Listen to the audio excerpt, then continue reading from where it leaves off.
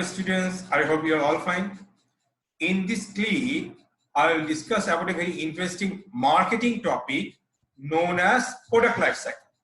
Students who are studying business administration or business studies, you have better idea about this product, especially the marketing students. There is a very important concept in marketing, which is marketing mix or 7 P's. And one of the variable of marketing mix is product, very much connected with this topic. Now, in this clip, I'll explain product life cycle in terms of 3 dimensions. In the first part, I'll explain different stages of the product life cycle. In the second part, I'll show you the difference between sales revenue and cash flows. And lastly, I'll talk about extension stage, which is another important stage in the product life cycle. Let's start. I already told you each and every product passes basically 4 stages in its life cycle, starting from introduction, then growth, then maturity, and then decline. Now, in the introduction stage, marketers, they basically adopt 2 types of pricing strategy depending on the product.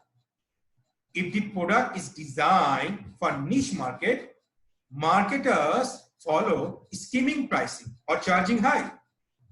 If the product is designed for mass market, then marketers adopt penetration pricing, means charging low. All right. Now look, students, in the introduction stage, the sales revenue starts from 0, but not profit. Why? Because both are not same. If we deduct different types of cost, variable cost, fixed cost, semi-variable cost from sales revenue, then we get profit. Now, moving from introduction to growth, look, we do have both sales revenue and profit. And sales revenue is increasing at an increasing rate. It is because in growth stage, marketers tend to increase market share. Now, moving from growth to maturity, look, sales revenue reaches its highest point. Look, the highest point of the curve in economics, we call saturation point. And at this point, look, profit is also maximum. Now, in the decline stage, both sales revenue and profit are declining. All right. Now, let's see what is the difference between sales revenue and cash flow. The red line showing sales revenue starting from introduction stage, and the blue line showing cash flows starting from development stage or initial stage.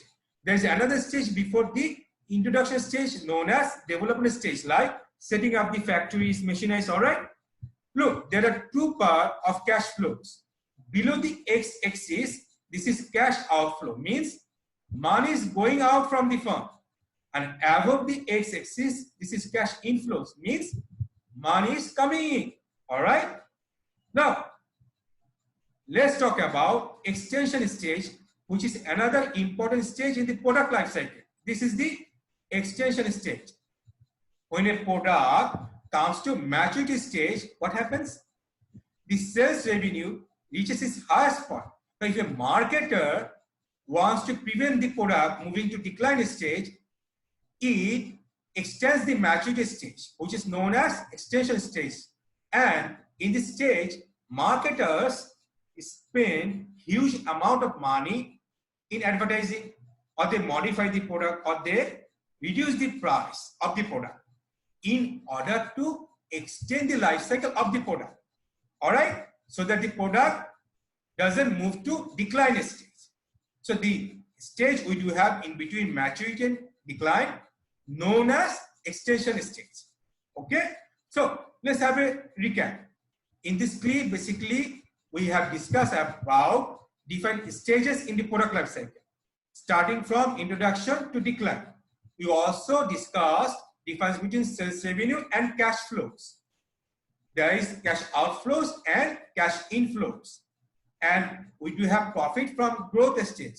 There is another stage in between maturity and decline, which is extension stage. All right. So students, if you have any questions, feel free to contact. Stay safe, stay well. Bye.